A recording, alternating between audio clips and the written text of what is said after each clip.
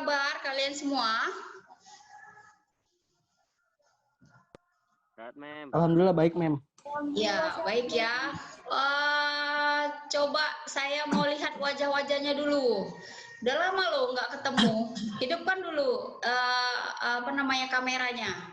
Saya mau nyapa dulu ada Fauji. Apa kabar Fauji? Ya, Amri, sehat ya Amri? Alhamdulillah, Mem. Baik, Mem.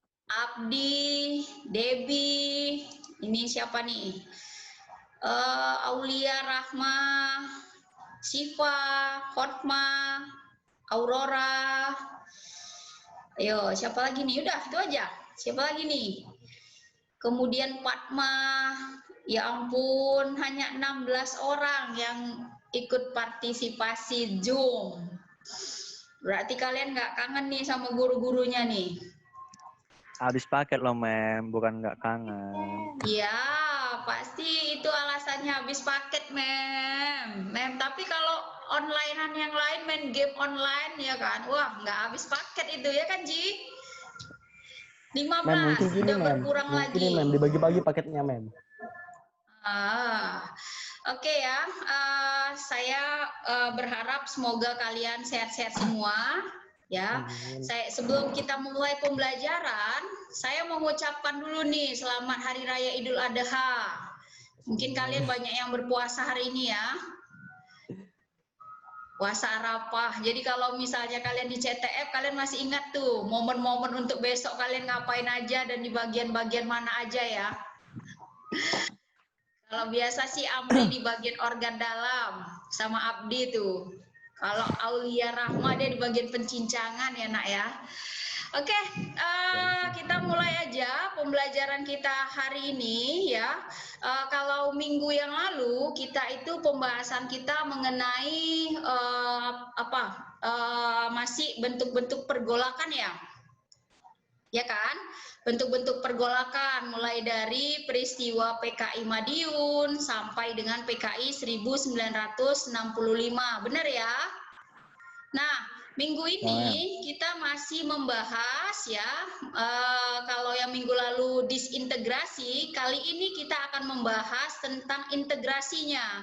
Jadi harus ada ya kan, harus ada feedbacknya. Kalau yang sebelumnya membahas tentang perpecahan, kalau ini tentang penyatuan. Artinya kita nggak ngomong pecah aja, tapi juga kita harus bersatu, benar nggak?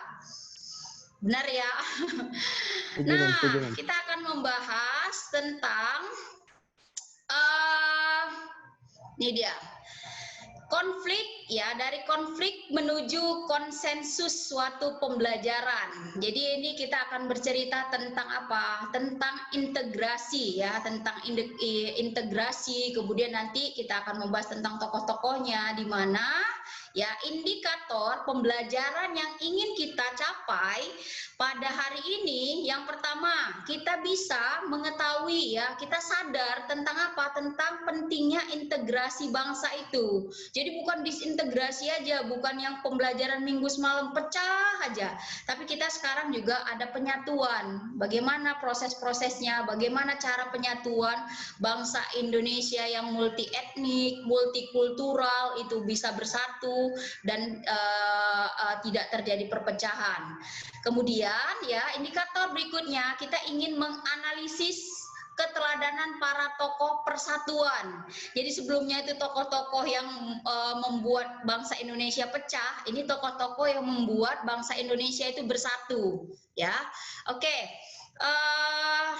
kita lanjut saja. Oke ya.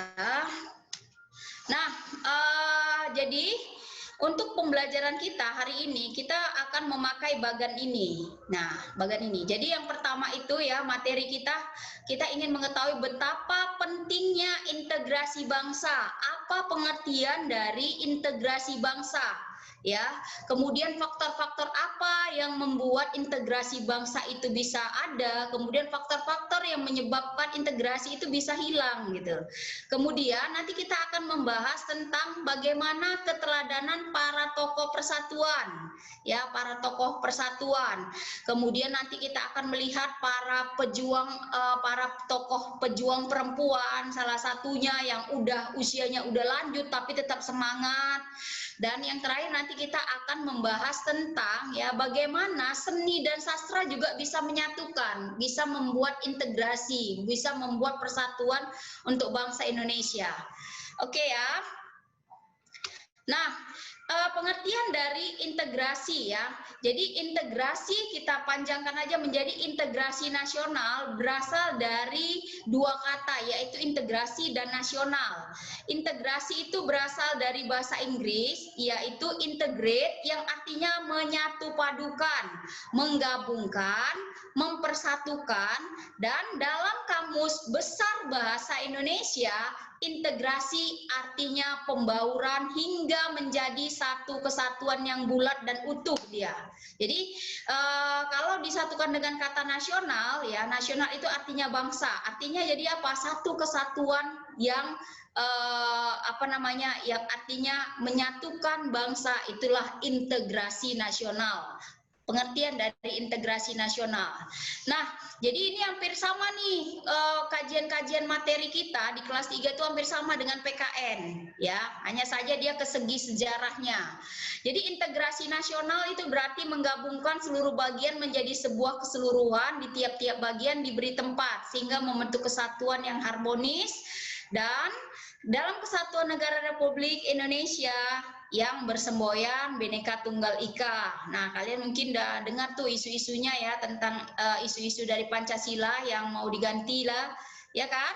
Dengan bukan Pancasila lagi, tapi ada Ekasila, Trisila, banyak lain.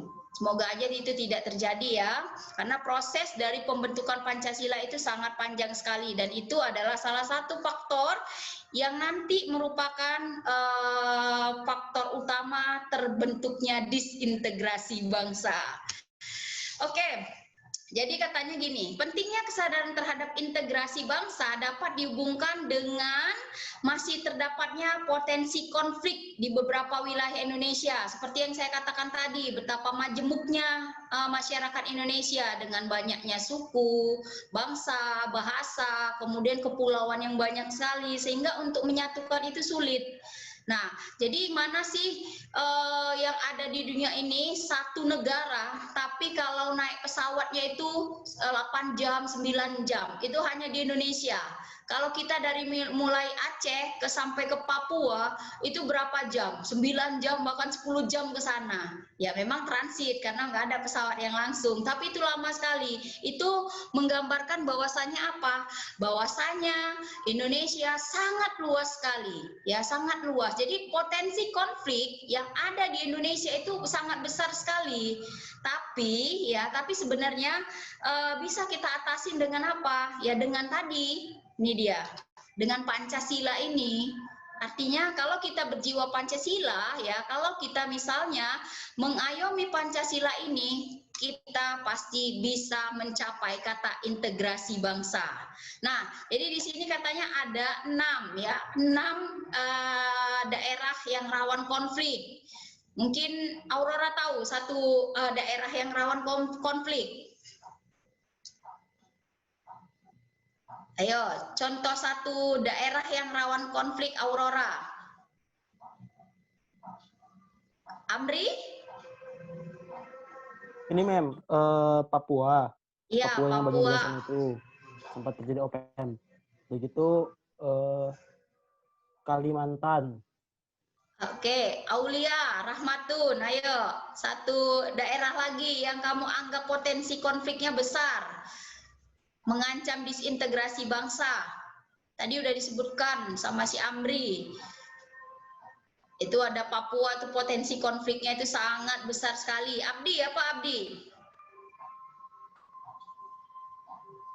Aceh nggak, Mem? Aceh, benar, Aceh ya. Jadi dua daerah tersebut potensi konfliknya itu sangat besar sekali, mengancam integrasi bangsa, bisa mengakibatkan disintegrasi. Nah, sebenarnya daerah-daerah yang lain di Indonesia juga potensi konfliknya juga sangat besar sekali. Nah, tapi dua daerah yang kalian sebutkan tadi itu memiliki potensi yang cukup besar sekali. Nah, jadi di sini ya ada faktor-faktor pendorong untuk mencapainya integrasi nasional. Yang pertama itu ya, kita ada perasaan senasib dan seperjuangan, senasib dan sepenanggungan, sama kayak angkatan kalian. Ya kan, ada rasa senasib dan sepenanggungan kalian itu. Jadi sehingga membuat angkatan kalian tetap aja bersatu. Karena apa? Kalian itu senasibnya apa? Kalian berada di CTF, ya kan? Kalian itu perjuangannya untuk apa? Perjuangannya itu untuk menjadi orang-orang yang sukses, untuk bisa kuliah nanti di PTN yang ternama. Nah, itu adalah rasa senasib sepenanggungan sehingga menimbulkan tujuan-tujuan kalian itu untuk apa gitu. Nah, kemudian adanya ideologi nasional yang tercermin dalam simbol negara, yaitu tadi seperti yang saya katakan, Pancasila dan semboyan dari Bhinneka Tunggal Ika. Ya, apa arti dari Bhinneka Tunggal Ika? Yuk, siapa yang bisa jawab? Saya, Mem. Ya. Berbeda-beda tapi tetap satu jua. Iya. Fauzi senyum-senyum aja ya.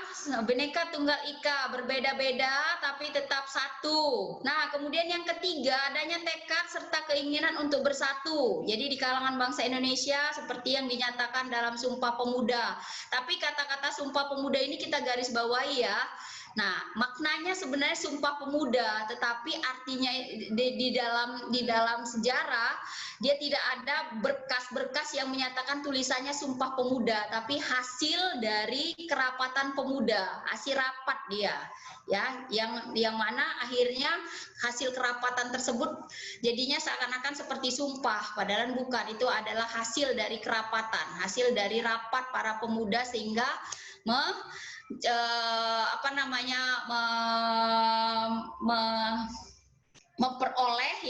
memperoleh satu kata-kata, yaitu Indonesia sebagai satu kesatuan, ya kan? Nah, kemudian adanya ancaman dari luar yang menyebabkan munculnya semangat nasionalisme di kalangan bangsa Indonesia. Jadi ketika ada orang-orang asing ya yang mau masuk ke Indonesia, itu muncullah persatuan di Indonesia. Contoh, Malaysia misalnya mulai aja menghantui di Indonesia, mulai cari-cari masalah.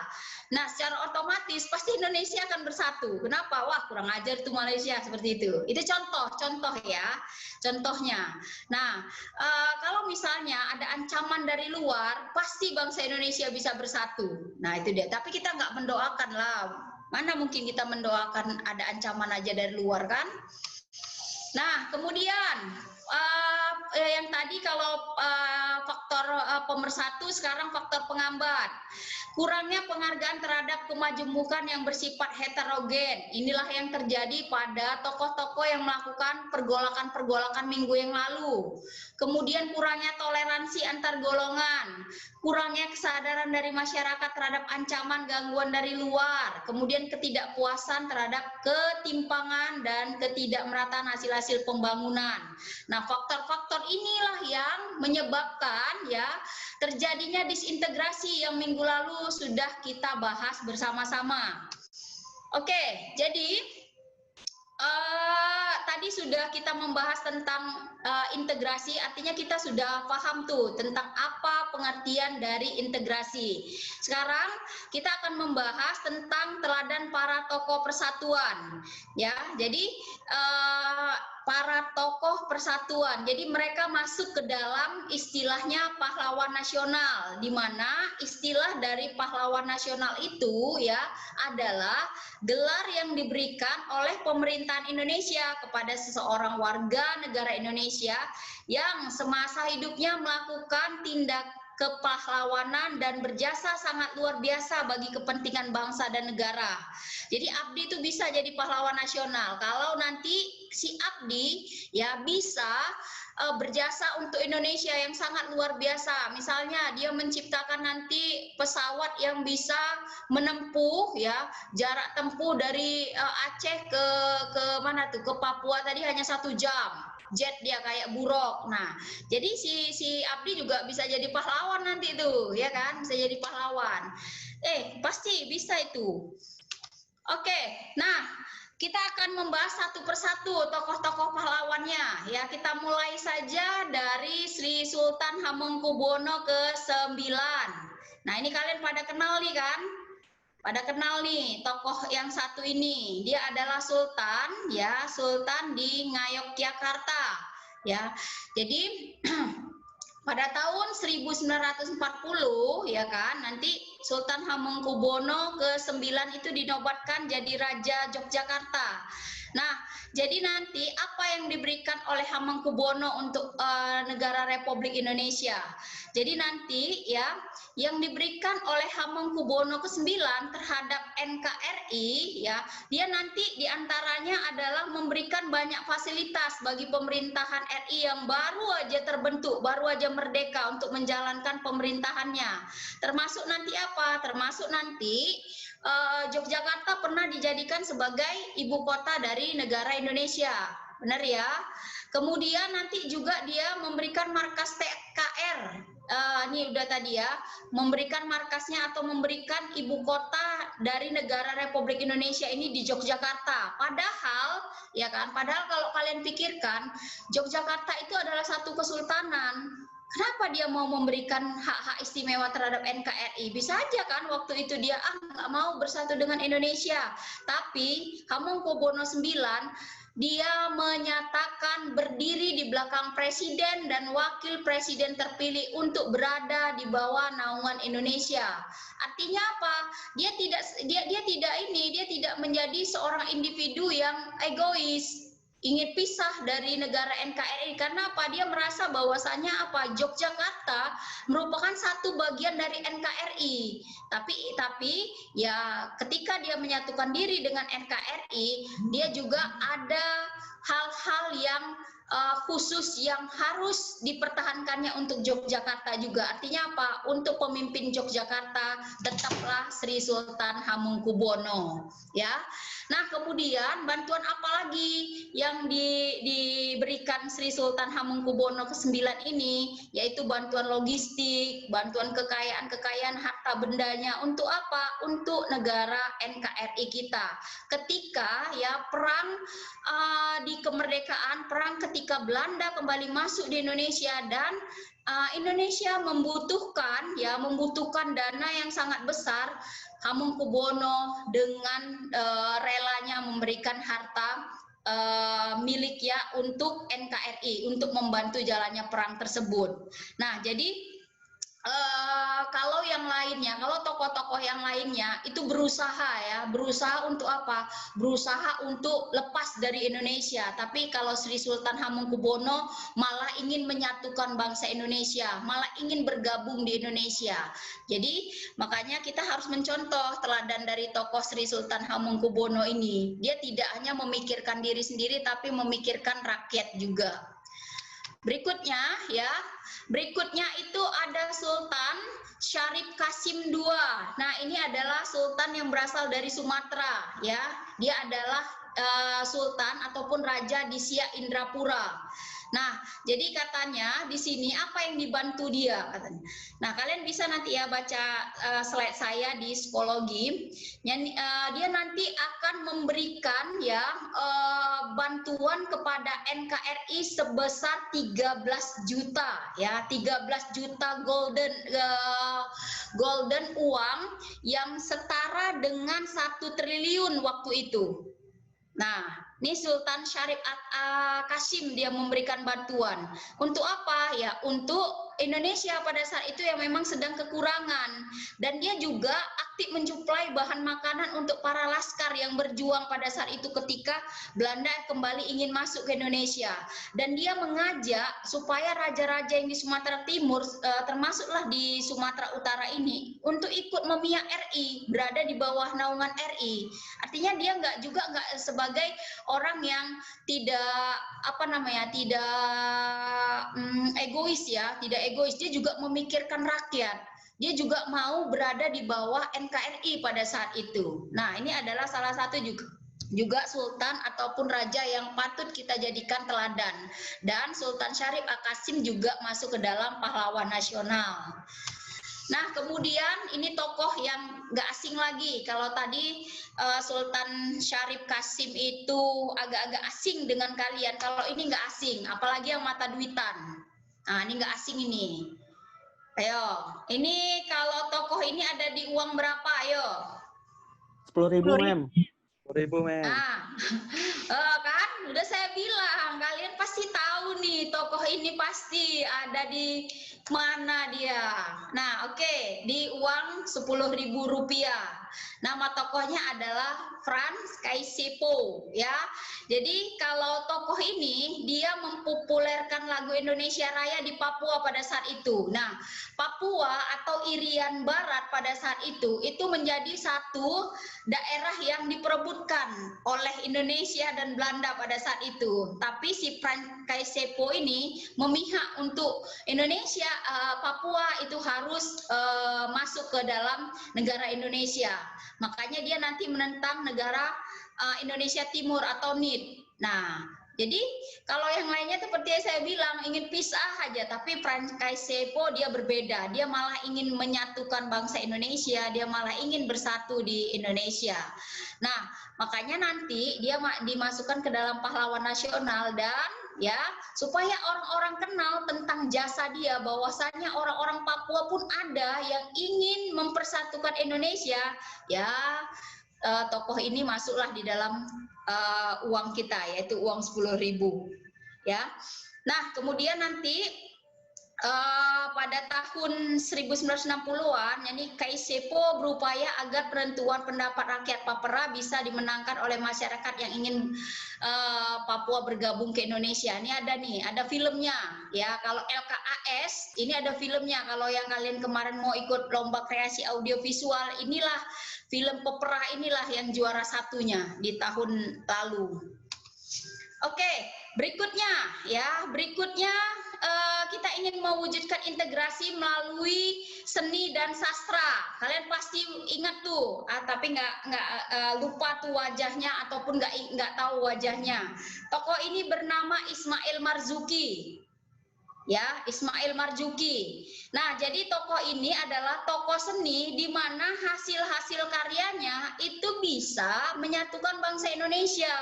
Jadi ada banyak sekali lagu-lagu ciptaan dari Ismail Marzuki ini itu dikenal dan menjadi pemersatu ketika kita menyanyikan lagunya, ya, lagu dari ciptaan dari Ismail Marzuki ini, kita merasa bahwasanya kita adalah bagian dari Indonesia.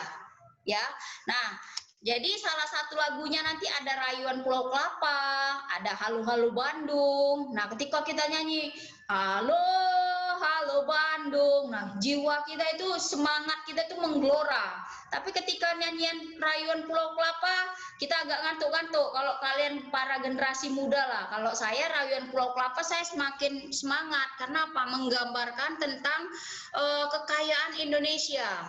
Kemudian ada lagu Selendang Sutra, kalian tuh nggak tahu mungkin ya lagunya. Ini adalah lagu yang sangat populer sekali di masa itu, tahun 1940-an sampai sekarang. Ya, mungkin kalian nggak tahu tuh lagunya Selendang Sutra. Selendang Sutra, nah seperti itu. Kemudian ada Sepasang Mata Bola. Nah, jadi hasil-hasil karya dari Ismail Marzuki ini itu adalah ya rata-rata ingin menyatukan bangsa Indonesia. Nah, salah satu judul lagunya ini adalah ini dia. Gugur Bunga. Saya mau nyuruh lagu Rayuan Pulau Kelapa juga salah satu ya ciptaan lagu Ismail Marzuki. Jadi banyak sekali sumbangsi yang diberikan oleh Ismail Marzuki ini terhadap ya persatuan di Indonesia. Jadi tujuannya itu ya nggak lain dan nggak bukan adalah untuk mempersatukan Indonesia, tapi dalam bidang seni dia mengungkapkannya dengan lagu-lagu ciptaannya. Nah, kemudian kita beralih lagi ke slide kita yang terakhir. Ya. Nah, kalau tadi itu ada Ismail Marzuki yang dia berjuang untuk mencapai kata integrasi nasional itu melalui lagu-lagu ciptaannya. Sekarang itu kita ke perempuan pejuang seperti yang saya sebutkan tadi. Nah, perempuan juga ikut berjuang setelah Indonesia merdeka dia. Ya, dia adalah seorang perempuan ya, tokoh perempuan yang lahir di kerajaan Luwu dia. Nah, namanya adalah Opu Daeng Risaju. Nah, walaupun usianya sudah tua, kalau kalian lihat udah nenek-nenek istilahnya, ya udah nenek-nenek, tapi Opu Daeng Risaju itu dia mampu apa?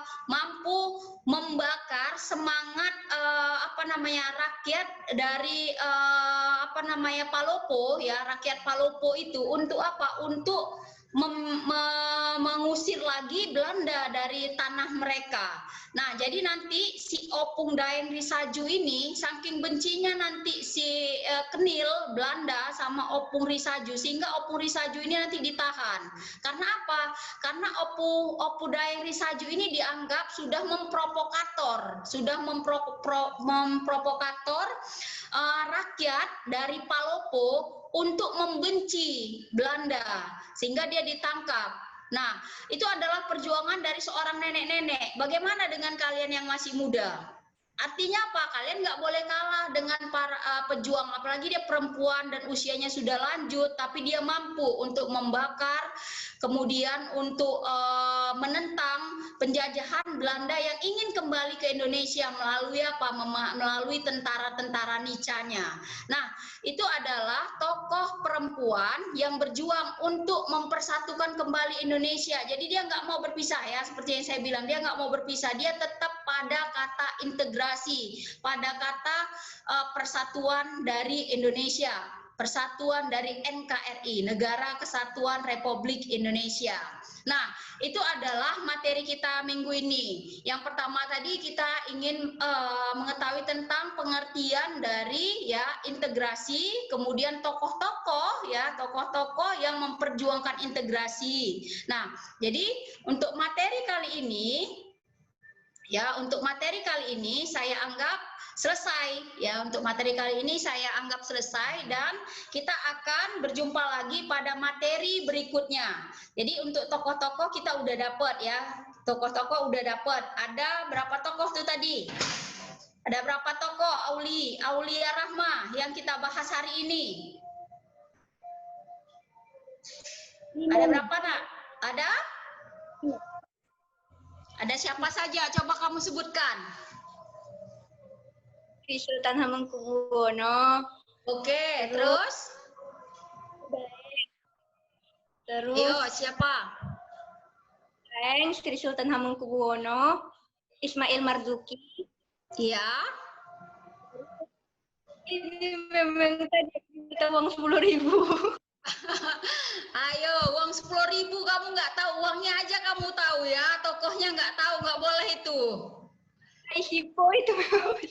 Fran, Kaisipo, kemudian siapa lagi? Sultan Syarif, Mem. Sultan Syarif, satu lagi yang baru aja, saya jelasin. Daeng, Mem. Opu Daeng Risaju, oke ya. Jadi ada 5 tokoh yang kita bahas sebagai tokoh-tokoh pemersatu dari bangsa Indonesia. Mungkin itu saja yang bisa saya sampaikan pada minggu ini ya. Minggu depan kita akan melanjutkan materi pembelajaran kita. Terima kasih. Saya ucapkan Assalamualaikum warahmatullahi wabarakatuh. Waalaikumsalam warahmatullahi wabarakatuh. Thank you, Mem. Ya, sampai ketemu lagi.